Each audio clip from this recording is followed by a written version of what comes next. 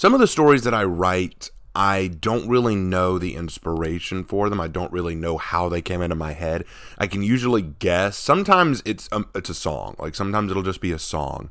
And other times it'll be just a sudden thought. But there are times genuinely where I just go, where did this come from? How did I get this? And that's kind of the best way I can explain this story that we're talking about today. Today we're going to talk about one of my older stories, Helping Hands. Now, one of the things that I want to say about Helping Hands is I know one thing that inspired it. I have a real fondness for poetry. And when I say poetry, I mean good poetry. I've read some really crappy poetry. Ever since I became a teacher of English, I've had to read a lot of poems. And I can tell you guys, those of you who go through English class and you sit there going, man, this poem is really weird. I know. Okay, a lot of poems do sound grating and slow and boring or just seem really unappealing. But then there are some that genuinely do blow my mind. There are some that are incredibly well written. And I think it was while I was reading a poem in college at one point where I suddenly stopped and went, you know what, I want to write a character who loves poetry the way I do, like she likes to write poetry. And now I say she because at first I wasn't sure the gender I wanted to make it, but over time as I was writing out the character's details and likes and dislikes, it just kind of became a female, partially because I think that females tend to enjoy poetry more than guys as a general rule, and I decided to go with the general rule. But here's the part that got me. Here's the part that I don't know where it came from. As I was writing this character, who I named Jenna, suddenly I got this idea. What if she had more than the appropriate amount of limbs? I don't know why I thought that. I don't know where that came. Like, I can't plug it into anything. There's no song that inspired me. There's no anime or TV show or movie that I watched that inspired me. Maybe it was a conversation with my brother, because I know that he was taking like an Indian culture and history class, and he was telling me about some of the multi-armed deities, and maybe that's where it came from, but I can't say for certain. But eventually what happened was I ended up creating Jenna, and she has polymelia. Now, polymelia is a real condition where a person is born with more limbs than they're supposed to. Typically, if you're born with polymelia, you can just easily get them removed. You can go through a surgery, have them taken off, because usually the limbs that grow out of you with polymelia don't have nerve cells or bone structure within them to be usable. Usually they're just lumps of flesh that have grown out of you that you have no need for and can just get them removed. It's usually that simple. But I thought to myself, what if a person was born with polymelia, but their limbs actually had function? Like they had bones, they had nerve endings, they had structure. They were a part of this person. And removing them could not only be drastically painful, but also very, very shocking and world-ending for this person. So the doctors basically said that Jenna was born with polymelia. She has two extra arms growing out of her, and they just said, we could remove them, but it might be drastic for your daughter. So they decided to keep her arms, but Jenna's parents are very protective of her because they're worried that the world will think she's weird or different because of what she is. So she gets shut in a lot, which is what leads to her finding a love for poetry. Since she can't run out and absorb the world the way she's always wanted to, she has to absorb the world through a poet's eyes, and she likes to write her own poems. What I had wanted to do is, with each chapter, I opened with either a poem that I wrote for Jenna, or a poem that she is reading that I like. Like the very first chapter opens with a Walt Whitman poem, like to put that in perspective. The idea is she loves books, she loves poetry, she loves all these things, but the one thing she wants to do more than anything, she's old enough to go to college now, and she wants to go. But remember, parents are super shut in for her, so they're not too excited about the idea. But she's argued and pushed and really explained her case.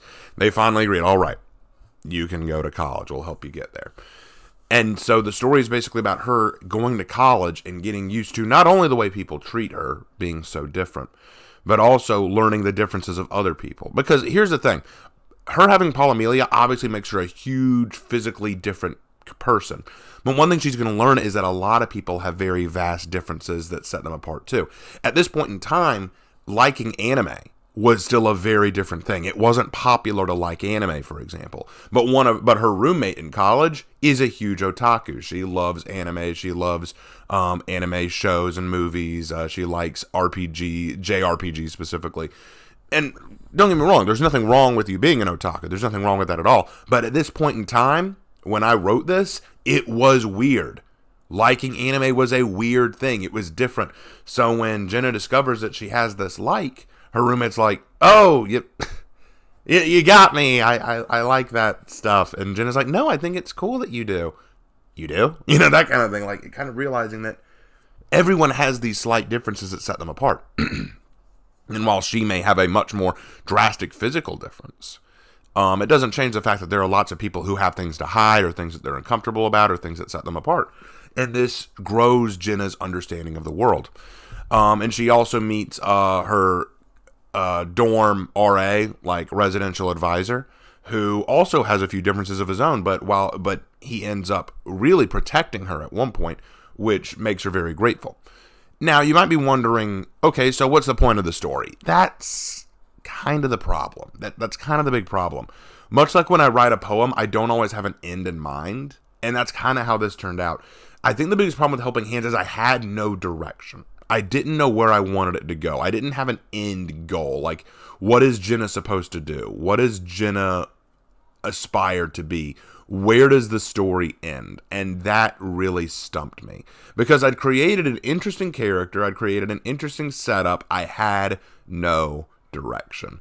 And that's why I say it all the time in my writing room now, like my Raven writing room now. You should always have an end goal for your character in mind. Not necessarily for your story, but for your character. Because if your character can reach their end goal, then that's already starting somewhere good. With Jenna, I made the mistake of not giving her an end goal. I didn't know what I wanted her to do. Did she want to become a published poet? Did she want to run a business? Did she want to become a Pulitzer Prize winning novelist? Like, what did she want to do? What was her end goal? I didn't know. Was she looking for love? Is she supposed to fall in love with the RA and have a relationship with him? Maybe, but is that enough to forge an entire story? I don't know. So genuinely, I didn't really have any goal or direction or major end for this story, and I think that's what really hurt it. I didn't have something to latch onto. Otherwise, I love Jenna as a character, and if I could ever figure out a way to really end or complete her story or find a good finished goal, I think that'd be great, and I'd love to go back and try to finish it, because genuinely, I like Jenna. She's easily one of my favorite female characters I've ever made, outside of characters like Sarah or Rebecca. And y'all haven't heard about Rebecca yet. You will in a later story sharing episode, I'm sure. But she's easily one of my favorite female characters, not because she's badass or powerful or cool. She's actually very meek. It's very clear that she's not someone who's going to rush into a fight and kick butt. But the way she expresses herself, the way she uses poetry to express feeling, the way she uses poetry to express desire, the way she uses poetry to express even things she doesn't understand, it allowed me to practice writing my own poetry, because I would try writing a unique poem for her or for the situation, and it allowed me to dive into my favorite poems. I've got a couple books of poetry in my room that I sometimes read and draw inspiration from when I'm writing, and so that really allowed me to dive into that. It also allowed me to play with different character options. I've been asked a lot to do a Raven's writing room on writing mentally disabled or autistic or physically handicapped characters. And I do need to do that. That is something I probably need to set aside time to do, because that is a tricky idea. That is something tricky to write. And I don't have a whole lot of experience doing it, but Jenna's story, Helping Hands, gave me the chance to kind of test those waters. Writing characters who are different. Writing characters with obsessions, with habits, with addictions. Writing characters with physical disabilities, physical abnormalities. And eventually, I was planning on adding a character with a mental abnormality. So I can definitely give you my advice on that end once I get to that Raven's writing room. But anyway, that's about all there is to this story. I really enjoyed working on it. I just wish I'd given it more thought in terms of an ending. But I was so wrapped up in where I was in the story, I wasn't thinking about where it could end up. And that was probably my biggest problem. So guys, I tell you my advice in the Raven's writing rooms, not because I want to act like your bossy teacher and go, you need to write this way, but also because I've made some of those mistakes. Some of the mistakes I tell you about, I've made. And it's really a shame, because I like Jenna. I like her a lot. She's a cute character, great design. I want to thank Hannah and a few others for how they helped design her. Like, you've seen some excellent art here. Jay's the only one who hasn't drawn any art for her. Jay, get on that, bro. I'm kidding. But anyway, thank you guys so much for watching this video. And as always, I will see you in my next one. Take care.